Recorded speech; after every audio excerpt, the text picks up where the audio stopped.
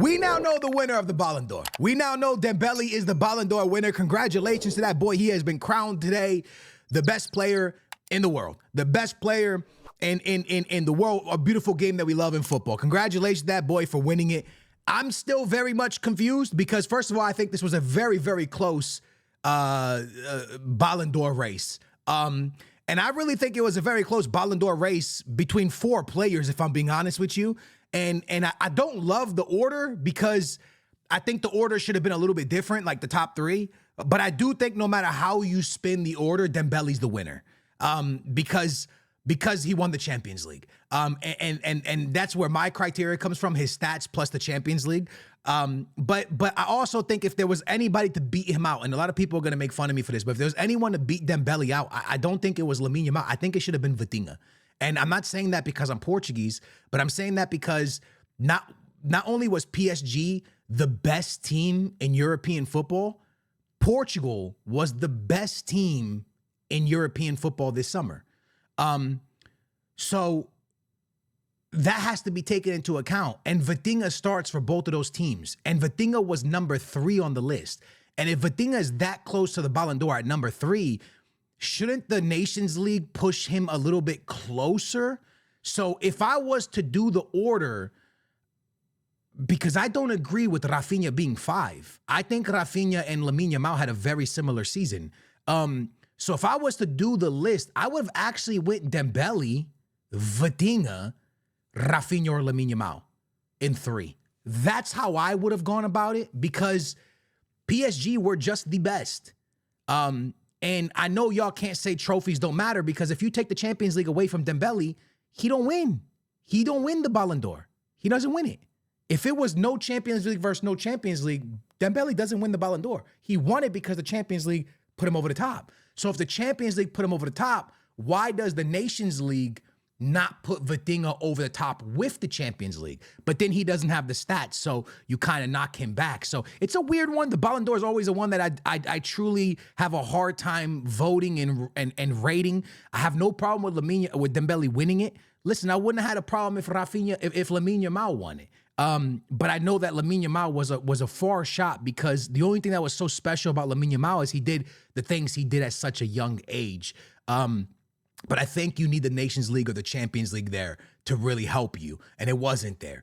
So I truly think that first and second should have been Dembele and Vitinha because of the trophies won, right? And then Rafinha or Lamine Yamal. But again, I could be absolutely wrong. I think Barcelona got robbed today. I think Barcelona was fully robbed, and it's not going to sit well with a lot of people.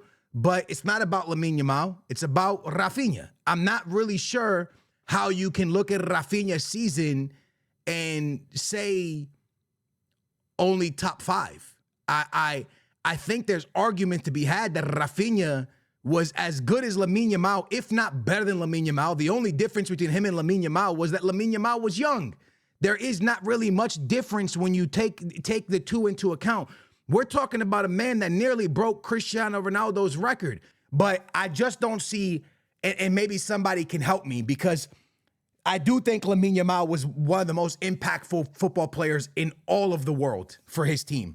But I also think Rafinha straight up carried Barcelona last season for a very long part of that season. And I want to understand what separates Lamine Yamal from Rafinha because that's why I'm really confused. I think Rafinha, based off his goals, had a better Champions League. They both won the same amount of stuff. National team-wise, Rafinha wasn't really playing for Brazil. Lamine Yamal didn't win anything in the Nations League. So what separates them two? Is it age? Because is age your criteria now? Because if age is a criteria now, someone needs to help me. Because now there's a new criteria to look into. The younger you are, the bigger chance you have. So I'm a little bit confused because I love Lamine Yamal being 2, but I just don't see what's the difference between him and Rafinha based on what they did for Barcelona. I would love for y'all to let me know because I do think that Lamine Yamal was super impactful, but I think Rafinha's goals and assists speak for themselves. You get me? So I still to this day do not understand. Buddy, João Neves is 19th. João Neves, Champions League, Ligue 1. Nations League, played for all teams, started for all teams, won all competitions, final of the Club World Cup. He was there. He played. Why is he 19th? What? 19th? How? Why? Where did that come from? Crazy. That blows my mind. Pedri, 11. Pedri, 11. So I'm trying to really comprehend on who's voting, how they're voting, when they're voting, and how it's going down. And what else I'm trying to comprehend and wrap my head around? Two things. This man was at Barcelona, couldn't stay healthy, couldn't stay on the field. Was it because Barcelona was just that bad at the time? They were just that bad of a football club while he was there that he looked terrible and he just didn't want to play and he couldn't stay healthy and he just didn't like it? And then he goes to France and now he's healthy, now he's insane, now he's amazing, and now he's a Ballon d'Or winner? Like, the storylines here are insane. Mbappe and Dembele, they swap. This one at Dembele, which no one would expect, goes win the Ballon d'Or.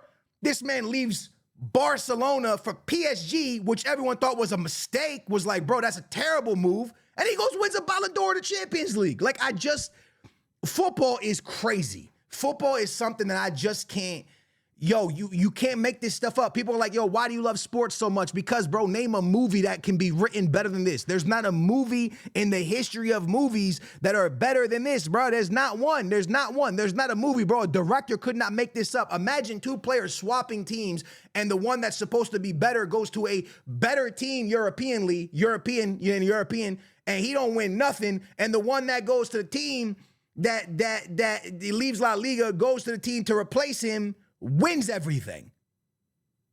And the team he left had the runner-up, like, bro, and the runner-up is like 17, 18 years old. Like, you can't make this stuff up, bro. Football is absolutely insane, but I just don't know, lads. 1 year, it's because of goals. I was on the phone with one of my homies, and I was kind of talking, I was kind of going back and forth, and I really thought to myself, if there was no, hypothetically speaking, if there was no Nations League, okay, no Nations League, and there is no Champions League. Both of these are removed. Delete them. So there's only league, right? So there's nothing else. Who wins this Ballon d'Or? Mo Salah, right? Mo Salah? If you take the Champions League and the Nations League out, gone. And there's just league play, who wins it? Mo Salah. I think Mo Salah wins it. I think it's Mo Salah. If you take out the trophies, then you bring the trophies back in and it takes Dembele to the front. But then if you bring, the trophies back in plus stats, it should bring Rafinha back up, but it doesn't. So I'm very confused to understanding. Again, I think Lamine Yamal and Rafinha were both massively impactful, massively important to that Barcelona team.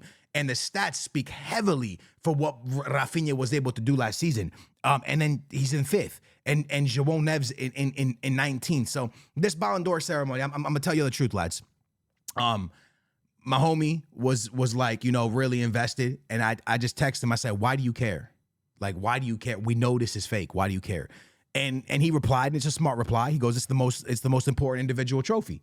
And I said, yeah, but it's fake. Like, in my opinion, it's fake. Like, in my opinion, I don't like this I don't like it. I think the ceremony is stupid, and I think it's dumb. And they take a really long time to announce who the winner is. I'm not gonna lie to you.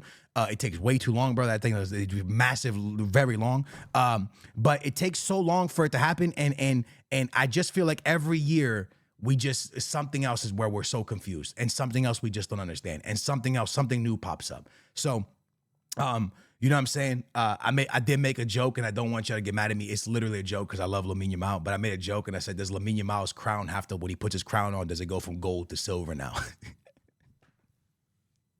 Yo, it's funny, bro. Come on, man. You can't tell me that's not funny. That's not even a dad joke neither. That's a good joke, bro. When he puts his crown on after he scores, does it go from gold to silver because he got second place? That's a funny joke. Y'all think it's funny? No? Hey, until next year's Ballon d'Or, where we sit up here and we cry about something else, I will see you guys in the next episode. Thank y'all, or the next video. Thank y'all for watching. I love y'all. Dembele, congratulations. What a very, very interesting day. Congratulations to Luis Enrique. Massive manager of the year. If it wasn't him, it should have been Flick. I think that was fair. I think Flick was absolutely insane. Anyways, I love you guys. Thanks for watching. I'll catch you in the next one.